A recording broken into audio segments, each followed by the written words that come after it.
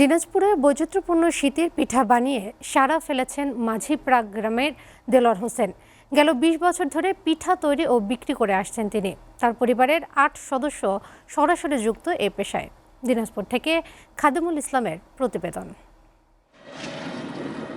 দিনাজপুর পৌরসভা থেকে রামসাগর অভিমুখে মাত্র ১.৫ কিলোমিটার গেলেই পুলহাট বাজার।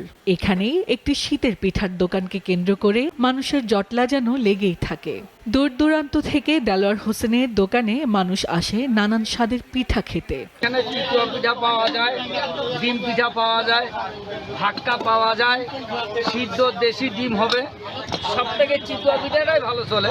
দেলোয়ারের স্ত্রী শাকিলা ও বোন শোনালেন তাদের আর্থিক উন্নতির পেছনের গল্প।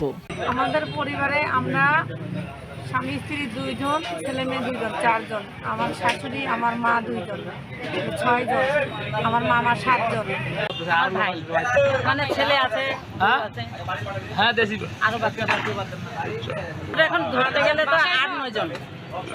বাসায় আছে আরো ৪ জন। ঢেকিতে করতে হয় আমাদের। জেলা শহরের বিভিন্ন স্থান থেকে এখানে আসছেন বিভিন্ন বয়সী পিঠাপ্রেমী। নিচ্ছেন গরম চিতই ও ভাপা পিঠার স্বাদ। খাচ্ছেন চিতই, ডিম চিতই, দেশি ডিম চিতই, পাখির ডিম চিতই, ভাপা সহ বিভিন্ন পিঠা। পিঠার সঙ্গে সঙ্গে এদিকে দোকানে ভাপা পিঠাই এবং ডিম চিতই একটি দোকানে শুরু হয়ে গেছে। এখানকার চিতই পিঠা অনেক সুস্বাদু খাইতে। আমরা সবাই এখানে আসি মাঝে মাঝে। খুবই ভালো লাগে, খুবই ভালো লাগে। ভাক্কা পিঠা, চিতুয়া পিঠা, ডিম চিতুয়া। জেলা শিল্পকলা একাডেমির এই সদস্য বললেন, ছোট একটি উদ্যোগ থেকেই বড় কিছুর সম্ভাবনা জন্মায়। দেলোয়ারের এই পিঠা বিক্রি এবং এই পিঠার মধ্যে বৈচিত্র্যময়তা নিয়ে আসা একটি অভিনব উদ্যোগ। নতুন প্রজন্ম এ থেকে উৎসাহ নিয়ে উদ্যোক্তা হওয়ার স্বপ্ন দেখতে পারে। বাঙালি সংস্কৃতির খাদ্য সংস্কৃতির পিঠা একটি অন্যতম একটা উপকরণ।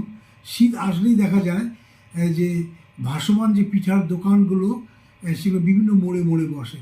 সরকারি চাকরির পিছে না ছুটে আমি মনে করি এই ধরনের উদ্যোগ যদি কেউ না, তাহলে সে তার নিজের পায়ে দাঁড়াতে পারবে। তবে সবকিছুর অন্তরালে এইচএসসি পড়ুয়া মেয়ে দিলরুবা ২ জন মহিলা কর্মীকে নিয়ে প্রায় অবলুপ্ত ঢেকিতে বাসা প্রতিদিন তৈরি করে বেশ কয়েক মন সুগন্ধি চিতই ও ভাপা পিঠা তৈরির আটা। SATV news desk.